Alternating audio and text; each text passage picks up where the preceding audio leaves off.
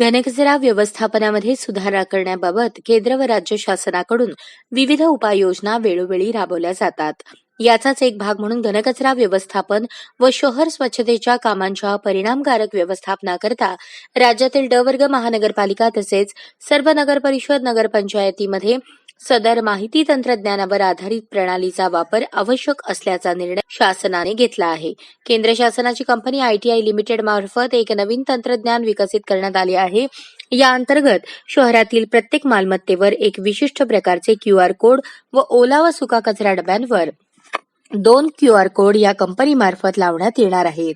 तसेच यासोबत QR code लावण्यावर नागरिकांना कचरा वर्गीकरणाबाबत माहितीचा पॅम्पलेट सुद्धा देण्यात येणार आहे. घंटागाडीतून दैनंदिन कचरा संकलन करणारे कर्मचारी घरातून अथवा व्यावसायिक आस्थापनेतून कचरा संकलन केल्यानंतर या QR कोडला स्कॅन करतील. सदर कंपनीने महानगरपालिकेस देण्यात आलेल्या डॅशबोर्डवर ऑनलाईन पद्धतीने याची नोंद घेण्यात येईल. या नोंदीमुळे शहरातून किती घरांमधून अथवा व्यावसायिक आस्थापनांमधून कचरा संकलन केला जात आहे, ते वर्गीकृत पद्धतीचे आहे किंवा कसे याबाबत अद्ययावत माहिती थेट महानगरपालिकेच्या डॅशबोर्डवर दिसेल. यामुळे दैनंदिन करण्यात येणाऱ्या कचरा संकलनामध्ये सुधारणा करण्यास मदत होऊ शकते.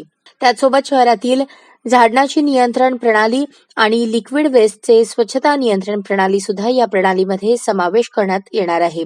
या कामाचे उद्घाटन शुक्रवारी महानगरपालिकेच्या प्रशासकीय इमारतीच्या समोरील बाजूस पहिले QR कोड लावून करण्यात आले. घनकचरा व्यवस्थापन विभागाचे मुख्य आरोग्य निरीक्षकांना या प्रणालीची माहिती देण्यात आली.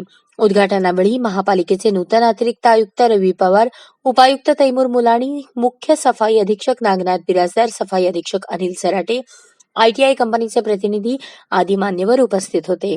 ही सुविधा नागरिकांकरता निशुल्क आहे व QR कोड लावण्यात येणाऱ्या कंपनीच्या कर्मचाऱ्यास नागरिकांनी सहकार्य करावे असे आवाहन अतिरिक्त आयुक्त रवी पवार यांनी केले.